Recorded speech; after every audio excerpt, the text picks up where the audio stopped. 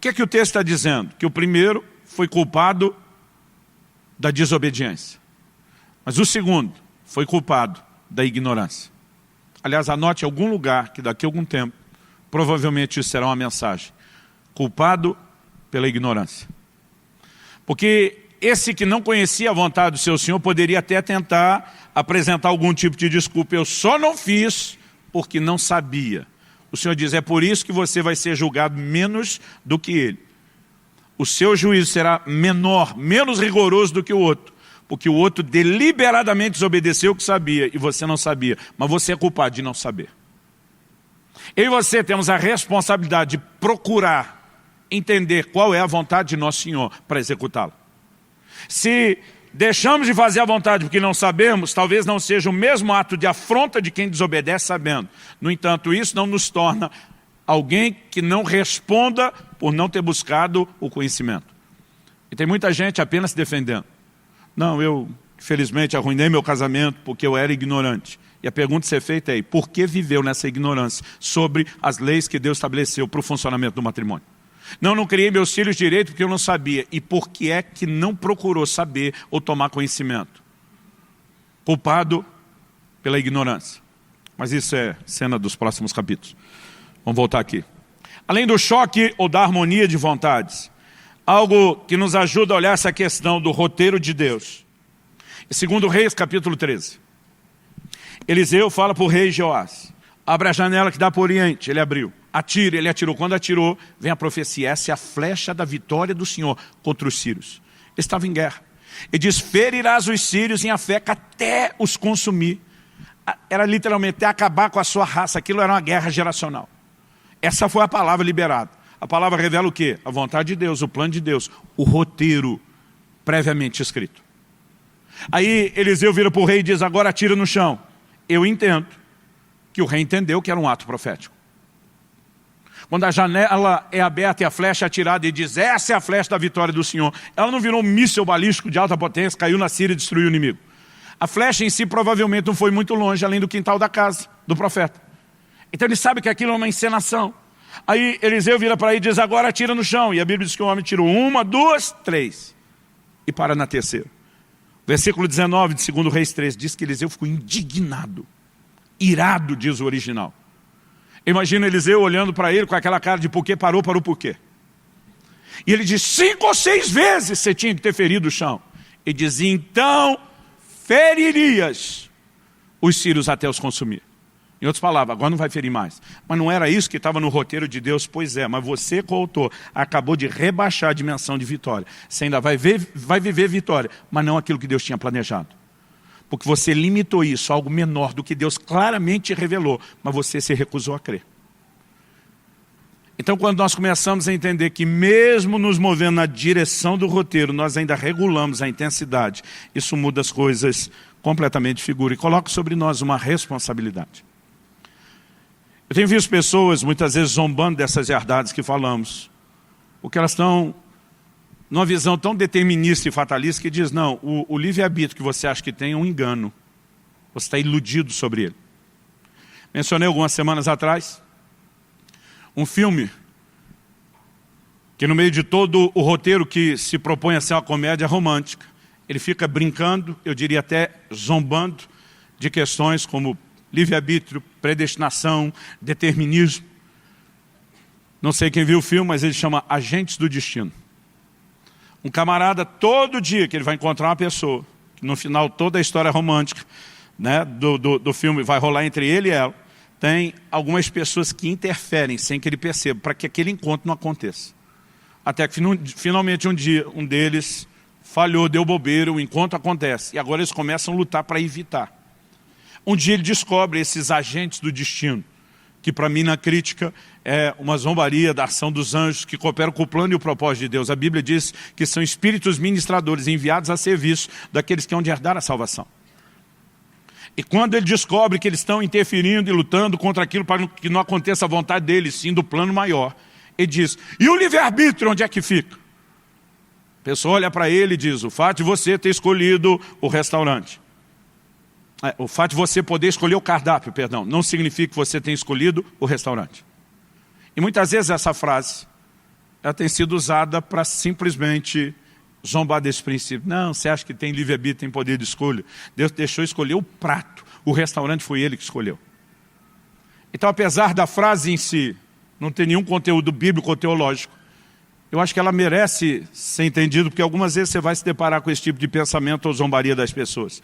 A frase, o fato de escolher o cardápio não significa que você escolheu o restaurante, é válida se você entender que nós não somos obrigados a aceitar o restaurante que foi escolhido. Não no sentido de que Deus abriu um debate, uma democracia, mas de que você pode desobedecer o script. E você pode não entrar lá.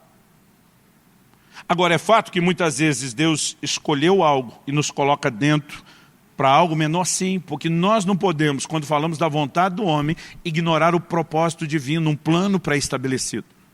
O problema é que alguns querem tratar ou olhando só o plano e outros querem tratar olhando só a responsabilidade de escolha. O desafio é esse equilíbrio, é a harmonia e não o choque de vontades, como nós falamos no início. E outra coisa que eu diria que é válido usar essa frase, o fato de escolher o cardápio não significa que você escolheu o restaurante, é que você entende que até como você vai desfrutar do restaurante escolhido, ainda haveria um nível menor, né? Mas necessariamente reconhecido de responsabilidade que nós temos. Um dia desses, uma pessoa falou para mim, porque todas essas verdades estamos pregando semana após semana, tem um único propósito. Qual o propósito? Levar você a fazer tudo possível para escrever direito essa sua coautoria que você tem no roteiro. Para te levar a se ajustar para experimentar o melhor do plano de Deus, a cooperar com Deus para não atrapalhar e nem bagunçar as coisas. Outro dia uma pessoa falou para mim, pastor, isso no fim das contas eu descobri que estava errado e que era Deus que decidia tudo. Eu falei para ele, se no final das contas eu descobri que eu estava errado e Deus decidia tudo, eu também não atrapalhei nada. Que afinal de contas já estava tudo decidido e eu não trouxe prejuízo para ninguém, nem para Deus, nem para as pessoas. Aí eu olhei para ele e falei, e se você, que acredita que está tudo decidido, no final descobrir que não estava? Aí você atrapalhou tanto Deus como as pessoas. Ele me olhou e falou, não pensei nisso. Falei, pois é, mas nós não temos a doutrina da dúvida. Nós temos a doutrina da certeza do que a Bíblia diz. E de acordo com o que a Bíblia diz, é isso que Deus queria que eu e você pensasse. Mas pastor, Deus não podia revelar isso tudo de uma vez. Você sabe por que a maioria de nós queria saber tudo de uma vez? Para tirar ele do roteiro e continuar escrevendo sozinho. Essa é a única razão pela qual a gente quer saber tudo de uma vez. Agora que eu sei tudo, eu vou cumprir aquela sua ideia, mas eu não preciso de nenhuma parceria com você.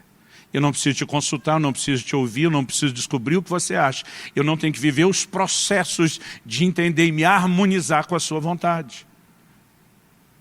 O que alguns acham, outro dia alguém falou, pastor, é muito complicado, é muito difícil. Eu falei, essa é a graça. Essa é a aventura da coisa. De que Deus quer que a gente viva em dependência diária dele. Ele não vai mostrar o plano todo. Para Abraão ele diz, vá para uma terra que eu vou te mostrar. Qual é a terra? Vai indo, Abraão. Quando você vai indo, eu vou mostrando. Provérbios 4,18, a vereda do justo é como a luz da aurora. Vai brilhando mais e mais e mais até ser dia perfeito. A luz e a revelação que eu tenho hoje me dá para ver num certo nível. Amanhã um pouco mais, depois de amanhã mais ainda, depois com mais clareza. Eu e você não precisamos enxergar todo o caminho. Nós precisamos enxergar aquela parte que foi mostrada. Aliás, deixa eu te dizer, Deus normalmente não vai mostrar o resto do caminho quando você não obedeceu nem a primeira parte que ele mostrou. Ele fala para Abraão, sai da sua casa, da sua parentela. Abraão saiu da casa da parentela, mas levou Ló, o sobrinho, junto, que estava com dó. Talvez uma forma de dizer para o senhor, eu tenho dó, você não. Porque se dependesse de você, o menino tinha ficado. Enquanto Abraão e Ló estão juntos, em toda a caminhada, Deus nunca falou mais nada. No dia que Abraão e Ló se separam, Deus agora fala da próxima parte do caminho. Porque se você não obedeceu nem a primeira parte, por que é que você quer saber o resto? Então Deus diz, vamos ficar aqui em conexão contínua e você vai depender de mim. Gente, isso é uma aventura. E aí nós vamos descobrir que o que Deus queria não era só traçar um roteiro para a gente viver sozinho. O que Ele queria era partilhar esse roteiro o tempo todo conosco. Era justamente essa a graça, a comunhão, o relacionamento, a dependência dEle, a sujeição. Essa coisa de orar o tempo todo para buscar o plano e o propósito de Deus.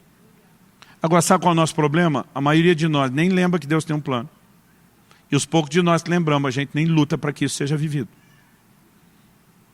Jesus nos ensinou uma oração diária. O que nós apelidamos de oração do Pai Nosso é diário. O pão nosso cada dia nos dê hoje. E amanhã eu oro de novo. E depois de amanhã eu oro outra vez. E depois de amanhã eu vou orar de novo. Porque essa oração, mesmo que não seja para ser repetida, é um modelo de oração diária. Nesse modelo de oração a ser feito todos os dias, ele diz que a gente tinha que dizer: seja feita a tua vontade. Agora, se todos os dias eu e você vamos a Deus dizendo: Senhor, eu quero viver a sua vontade. Se o Senhor me sinalizar algo mais do plano, eu vou andar em cima disso. Se o Senhor não mostrar, eu quero orar para que essa vontade se estabeleça independente de eu entender ou não. Eu quero ter um espírito de sujeição. Portas se abriram para eu fazer negócio em outras cidades, mas eu não posso escolher isso sem o Senhor. Se o Senhor me falar qual cidade ir, ou para não ir nenhuma, eu obedeço. Se o Senhor não falar, eu preciso que o Senhor interfira, mas a vontade precisa ser estabelecida. Irmão, nós precisamos aprender a viver a liderança do Espírito Santo em todas as áreas da nossa vida.